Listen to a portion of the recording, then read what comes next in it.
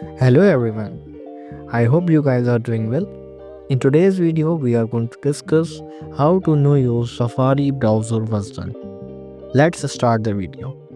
First of all, what you have to do, just open your Safari browser. Now what you have to do, you can see here Safari, just click on Safari. Now click on About Safari. As you can see, the Safari version on my screen, my Safari version is version 17.6. As you can see, it is written here. And now I want to know what is the current Safari version. Now search here current Safari version.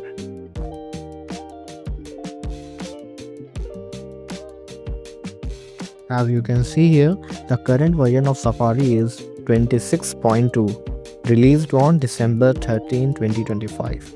So this is the current Safari version on the market, and what I have that version, I have 17.6 version. So this is the way to know your Safari version and the current Safari version ongoing. I hope you find this video very useful. Don't forget to like, subscribe and share. Thank you for watching.